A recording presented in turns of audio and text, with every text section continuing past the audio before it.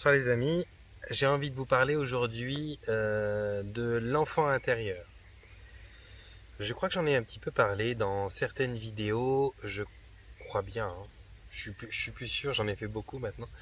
Mais j'aimerais vous parler un petit peu de ça, un petit peu de l'enfant intérieur, parce que ça revient souvent, on vous en parle un petit peu sous toutes les coutures, j'ai envie de dire, on en parle beaucoup de l'enfant intérieur. Dès qu'on va voir un psychologue ou dès qu'on va travailler un peu sur soi, on a souvent tendance à aller déjà voir qu'est-ce qui se passe au niveau de l'enfant intérieur. C'est quoi l'enfant intérieur?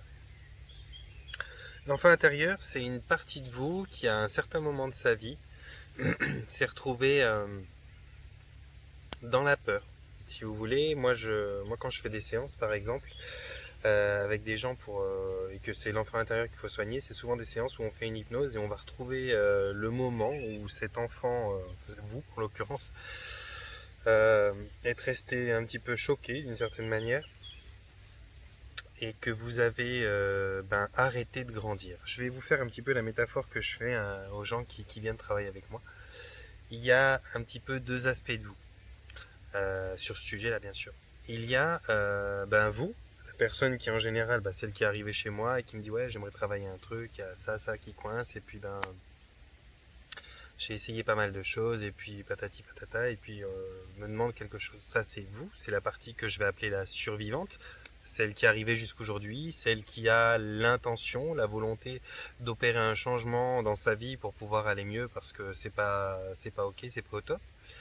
Et il y a l'autre partie de vous, celle qui traîne un peu les bottes comme ça, celle qui est, on pourrait faire une image d'un vous tout petit qui est recroquevillé en vous quelque part, caché dans un coin, et qui lui, à un certain moment, excédé par ce qui lui arrivait ou ce qu'il pensait qui lui arrivait, s'est retrouvé à se blottir comme ça et à plus faire confiance, à être changé. Ça va de pair avec ce que je travaille en général en même temps, hein. On a tendance à se mettre des couches avec la vie quand on traverse la vie, suivant quels parents on a eu, suivant quels amis on a eu, suivant quel patron on a eu ou quels événements de vie ont pu être un peu marquants. On a tendance à enfiler des couches, c'est un peu des armures avec tel ou tel type de comportement. On adopte tel ou tel type d'attitude à force quand ça fait un moment, quand ça se prolonge. Et ça, c'est ce que j'appelle enfiler des armures, enfiler des boucliers, des machins. Enfin, vraiment, prendre des méthodes de protection pour une forme d'agression que vous ressentez vous arriver d'une manière ou d'une autre dans un ou l'autre des plans de votre vie. Et souvent, ça va de pair.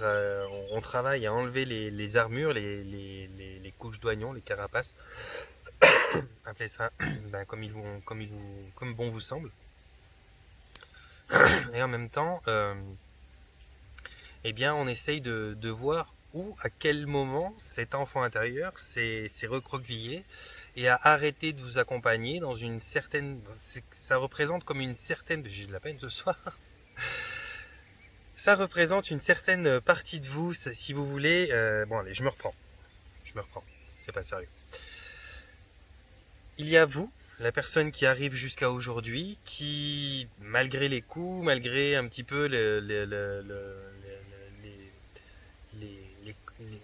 la courbe que vous prenez un petit peu affaissée par le poids de la vie et des événements qui vous sont arrivés dans votre référentiel d'expérience.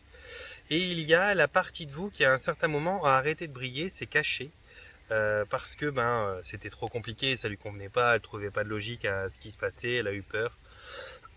Pardon, et donc elle a arrêté d'avancer. Et ça fait que finalement, sans s'en rendre compte, on est un peu scindé en deux. Au lieu d'être l'unité parfaite de ce qu'on est, l'espèce de jeune fou et puis ou jeune folle, et puis l'adulte mature qui coopère, qui s'amuse, qui travaille, qui font des choses ensemble, on se retrouve au bout d'un certain moment à être juste l'adulte qui coopère, qui travaille, mais la partie un peu folle, la partie un peu aventureuse, la partie un peu insouciante, la partie de l'esprit, si vous voulez bien, celle qui est loin du mental, eh bien elle a tendance à être désillusionnée, elle a tendance à être un peu marquée, puis donc elle s'est recroquevillée quelque part en vous, elle dit non, moi, je veux plus, ça fait trop mal à chaque fois. Et donc l'idée, quand on travaille là-dessus, c'est de mettre dans un état de conscience modifié. Alors il y a plein d'autres approches, mais moi je travaille comme ça. De mettre dans un état de conscience modifié l'adulte qui vient en séance pour opérer un changement, pour voir quelque chose de nouveau s'installer dans sa vie. et de lui permettre de cheminer jusqu'au moment où cette partie de lui a dit stop, moi je me recroqueville. Ça peut être 8 ans, ça peut être 6 ans, ça peut être peu importe. Au moment où vous avez eu des épisodes qui vous ont coûté trop cher, si on peut dire. Et donc on retrouve cette scène, on retrouve cet enfant intérieur, vous, et on le récupère, on le relève, on discute, qu'est-ce qui se passe, pourquoi tu es là, pourquoi tu t'es arrêté, qu'est-ce qui fait que tu es resté bloqué là. On le console et puis on le réintègre, si vous voulez bien. On le réintègre et puis, je vous raconte un peu les séances, comment je l'ai fait. On le réintègre et puis tout d'un coup, c'est comme s'il reprenait sa carrure en vous, il se développe, il s'écarte, il reprend sa place et vous devenez vous-même complet. C'est ça qu'on appelle la complétude. Vous devenez vous-même complet, l'enfant intérieur il a repris toute votre carrure, il est devenu un adulte, il est toujours aussi vivace, il est tout le temps autant dans l'esprit. Et donc vous êtes d'une certaine manière beaucoup plus accompli parce qu'il n'y a pas une partie de vous qui est marquée, qui est choquée, qui est planquée en arrière et une partie de vous qui survit péniblement parce qu'elle n'a plus la joie qu'elle devrait avoir naturellement. Donc on réassocie ces deux parties de vous, l'enfant intérieur et le vous. Et puis à ce moment-là, alors moi je poursuis comme ça, à ce moment-là en général on va voir, bon alors quelles sont les armures qu'on a enfilées, quels sont les boucliers qu'on a devant soi, le homme, le machin, enfin tout le bazar qui vous fait forcer comme des dingues parce que ça pèse lourd dans une vie. Et ces armures, ces boucliers, tous ces machins, ces trucs de protection, en fait, en métaphore, ce sont des attitudes. Ça veut dire que, par exemple, imaginons, vous êtes tout jeune, vous êtes un enfant plein de vie, comme la plupart des enfants normaux, hein, vous êtes plein de vie, vous êtes extraverti, vous êtes bien, quoi, vous bougez, vous avez du punch. Et puis tout d'un coup, à un certain moment, 8-10 ans, l'éducation ça va pas, ou il vous arrive un gros truc, et puis paf, vous vous recroquevillez.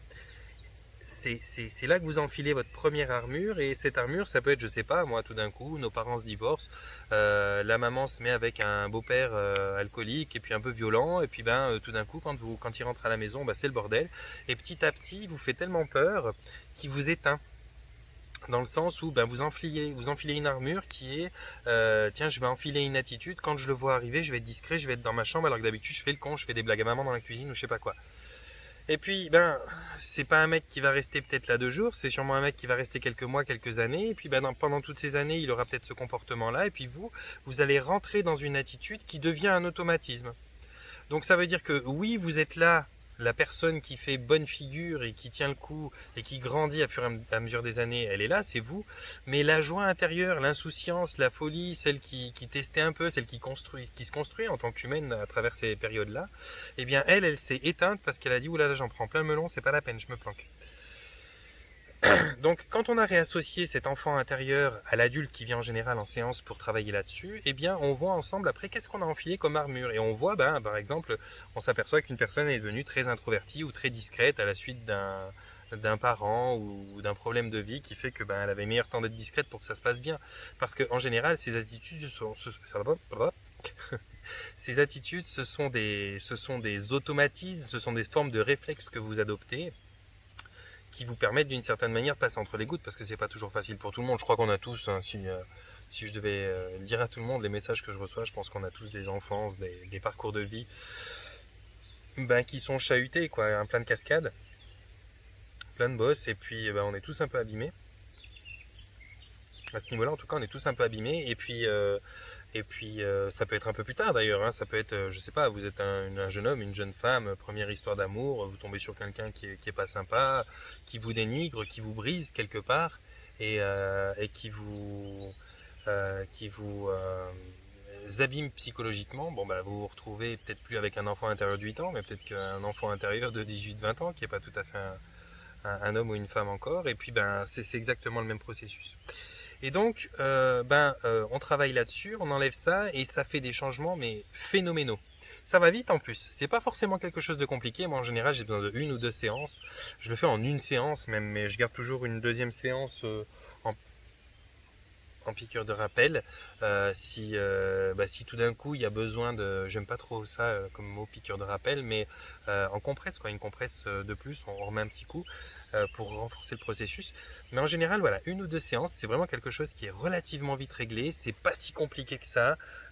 Et ça change vraiment l'état d'être. Moi, je vois que les gens, ils arrivent avec leur histoire, ils sont un peu éteints, ils sont surtout désespérés parce que le problème, c'est qu'on prend pas tout de suite en main quand on sort. Si vous êtes dans une période compliquée, reprenons l'exemple de la jeune fille ou du jeune homme qui rigole avec sa maman dans la cuisine, mais la maman se mettant avec un beau-père qui est alcoolique et qui est pas sympa quand il rentre, le soir il a plus trop l'habitude de rigoler dans la cuisine et de faire le fou, parce qu'en général c'est des histoires, c'est des engueulades, c'est des machins, donc il se planque dans sa chambre et il commence de plus en plus à être discret.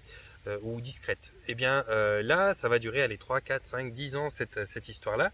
Quand vous sortez de cette histoire-là, parce qu'il y en a des choses qui se passent entre-temps, quand vous sortez de cette histoire-là, vous pensez pas tout de suite à vous dire bon c'est fini, maintenant tac, je vais voir un thérapeute, je travaille sur ça, j'enlève les mécaniques et puis je me reprends à être qui j'étais. Non, en général, vous avez votre vie, donc il y a tout ce qui va avec, il y a votre propre histoire à vous, il y a vos propres soucis que vous avez créés vous-même. Il y a pas mal de choses qui se mettent en place, puis on n'a pas le temps, et puis ceci, et puis cela.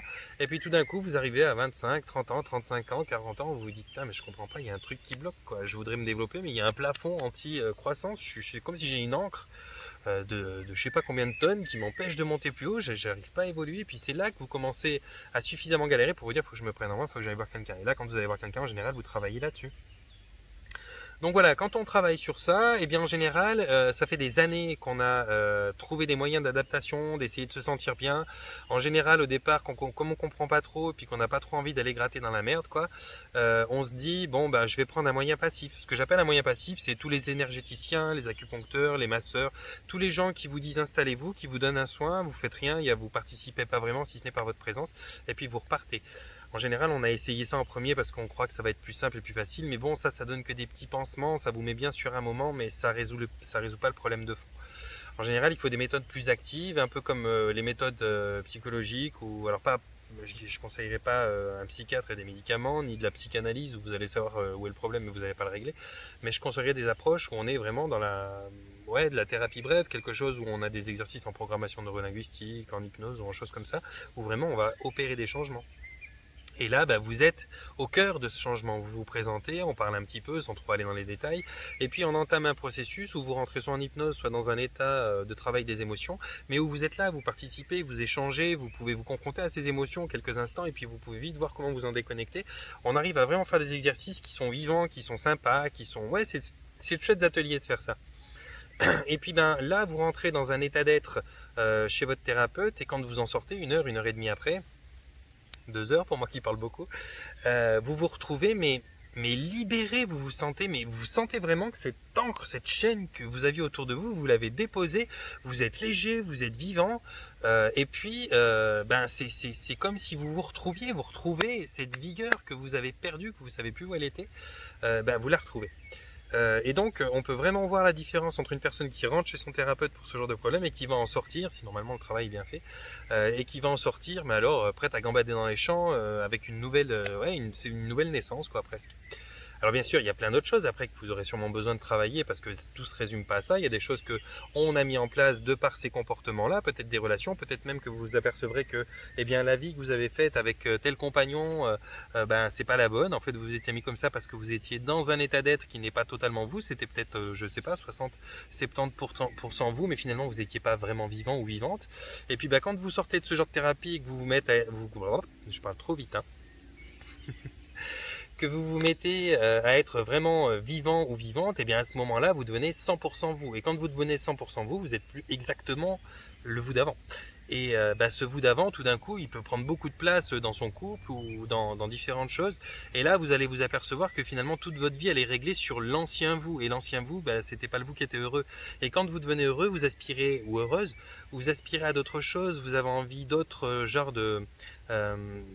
d'occupation, d'autres façons de vivre, peut-être même carrément, d'autres attentes, d'autres besoins, d'autres envies, d'autres folies, d'autres libertés. Et puis ben là, ça peut remettre en question beaucoup de choses dans votre vie. Alors c'est un bien, hein, parce que finalement vous vous retrouvez, puis vous êtes en train de réadapter votre environnement à vous-même, mais pour dire que c'est vraiment un changement de vie, c'est vraiment quelque chose qui tout d'un coup ben, vous décroche de ces fonctionnements passés qui n'étaient pas les fonctionnements de vous dans votre plein potentiel et souverain, mais qui étaient vous dans votre mode survie. Donc voilà, on m'a fait un petit message où on m'a expliqué que bah voilà, l'enfant intérieur c'était quelque chose dont je pouvais parler. Et puis c'est vrai que j'en ai parlé comme ça sans mettre. Je crois pas que j'ai mis un. Je sais plus. Peut-être que j'ai mis un thème de vidéo là-dessus, mais j'en suis pas persuadé. Donc voilà, je vous fais un petit mot là-dessus ce soir. Et puis bah vous dire que c'est très connu. Alors après, vous pouvez nominer ça comme vous voulez, mais c'est très connu. C'est effectivement quelque chose qui la plupart du temps, presque tous les cas d'êtres humains auraient besoin d'un rappel de l'enfant intérieur et d'une consolation.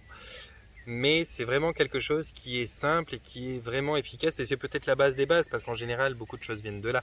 On se construit quand même dans ces 6 premières années. Après ben, l'adolescence est aussi compliquée pour beaucoup d'entre nous, et c'est vrai qu'il y a souvent des choses à travailler là. Et puis bah, quand on sort de l'adolescence, on passe directement dans l'âge jeune adulte et adulte, et donc là on est tellement face à des nouvelles responsabilités, face à des pressions, face à des croyances, face à notre positionnement dans la vie qu'on est en train de créer de par ce qu'on est, ce qu'on génère, que finalement on prend pas le temps de ça. Plus les filles que les garçons, mais d'une manière générale, c'est quand même plus après 25 ans qu'on commence à travailler ça. J'ai rarement des gens qui viennent qui ont moins de 23 ans pour travailler ce genre de choses-là. Donc d'une manière générale, on peut dire qu'on n'a pas tellement l'opportunité ou la facilité de le faire avant ces âges-là. Au cas par cas, ça peut être différent. Mais globalement, c'est à peu près ça. Et bien, ça veut dire que le fonctionnement, il a le temps de s'installer pendant longtemps. Ça devient presque un état d'être, ça devient une personnalité. Et donc, plus vous le laisserez s'installer, bah, plus ça va vous rendre aigri, mais aussi plus vous verrez un changement radical quand vous vous construirez. Donc, s'il y a beaucoup à changer, il y a des chances que beaucoup de votre vie change derrière, parce que vous allez devenir le personnage que vous êtes vraiment. Et s'il n'y a pas beaucoup à changer, il y a des possibilités que ça passe plus discrètement, et puis que finalement ça ne change pas tout votre entourage, bien que des fois ça ne change pas tout l'entourage. Les gens sont contents quand vous vous épanouissez. Mais en tout cas, il y aura un retour, il y aura quelque chose. Quelqu'un vous dira waouh, mais t'as bouffé du lion, tu vas super bien, t'as une énergie, c'est beau à voir, qu'est-ce que t'as mangé, j'en veux. Et donc, ouais, c'est vraiment quelque chose qui change un peu la vie des gens. Puis moi, j'ai une plume blanche qui m'arrive. Je vais vite vous la chercher.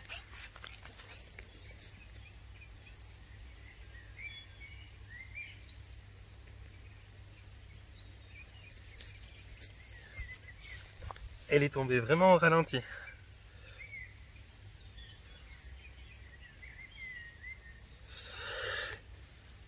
Voilà. C'est mon petit délire. Parce qu'en général, quand je fais mes vidéos, je dis toujours à Elios, écoute, pour m'éviter de trop me poser de questions, parce que je turbine beaucoup, moi, sur mes vidéos, j'essaye déjà pas toujours faire les mêmes choses, j'essaye de répondre un peu à tout le monde. Et puis voilà, je me dis, est-ce que ça intéresse? Je regarde le nombre de vues, est-ce que ça intéresse? Tiens, ça baisse un peu. Alors je me dis, tiens, c'est peut-être l'été, c'est un peu ça. Est-ce que les sujets sont pas bons? Donc en général, je me pose toujours plein de questions pour est-ce que je poste une vidéo, est-ce qu'elle est intéressante? Et je dis toujours à Elios, écoute, au courant de mon tournage, de ma vidéo, tu m'envoies une plume grise ou une plume blanche, s'il te plaît, ça serait vraiment un bon signe pour moi. Donc elle va être postée, cette vidéo, je vais vous la mettre. Et puis voilà, et puis bah, prenez soin de vous, que ce soit avant ou après ce genre de thérapie qui peut vous apporter beaucoup. Prenez soin de vous d'une manière générale. J'ai vu qu'il y avait une ambiance un petit peu qui se dégrade pour certaines personnes durant ces derniers jours. Là, il y a un petit retour de colère, de machin, de trucs. Il y a encore une fois de gros portails énergétiques. Il y a une lune qui se prépare. Il y a de nouveau plus d'activité. Et il y a il y a 10 000 tentatives supplémentaires d'essayer de vous instaurer un petit peu la peur avec une potentielle deuxième vague, avec une potentielle grippe de cochon, de machin. Parce que ben voilà, il y a le beau temps, vous êtes dehors, il y a les oiseaux, et puis vous êtes plus ou moins libre, et puis vous savoir en liberté, c'est pas des choses qui les arrangent des masses. Donc ils voudraient que vous soyez en liberté, mais soumis et dans la peur, donc ils sont en train de tenter pas mal de choses. Et comme dans les gens qui subissent ces choses-là, il y a de votre entourage, et bien d'une certaine manière, vous êtes impacté de toute façon par le rayonnement des pensées des gens. Donc prenez soin de vous, prenez bien soin de vous, allez bien en nature, déconnectez complet, oubliez la télé, les médias, ça c'est quelque chose, ça n'existe plus quoi, oubliez ça complètement, contentez-vous d'internet, vous avez largement l'information qui vient sur internet, ça vous permet d'aiguiser votre lucidité, votre discernement.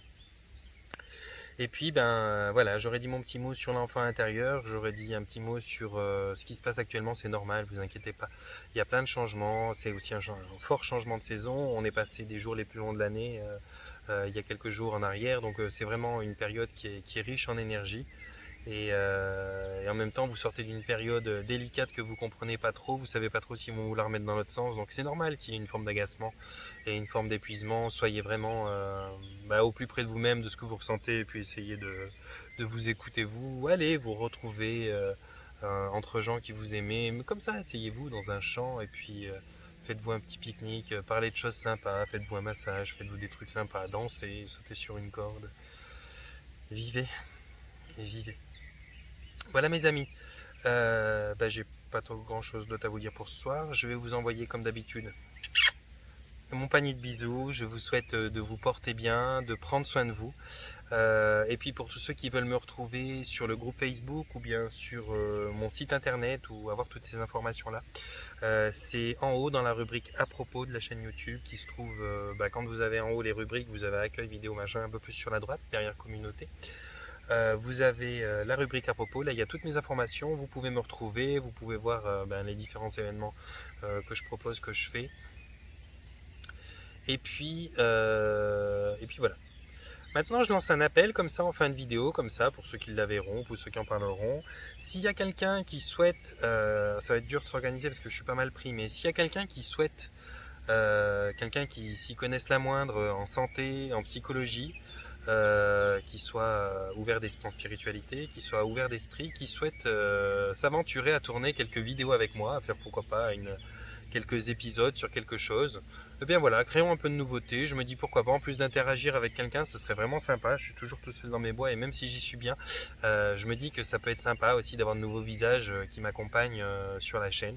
Donc n'hésitez pas, ça me plairait d'interagir avec une fille ou avec un garçon pour parler de santé, pour parler de sainteté, pour parler de bien-être, pour parler de souveraineté et pourquoi pas de glisser 2-3 mots complotistes au milieu pour mettre un petit peu d'épices là-dessus. Puis on est bien. Voilà, panier de bisous, portez-vous bien et puis prenez soin de vous.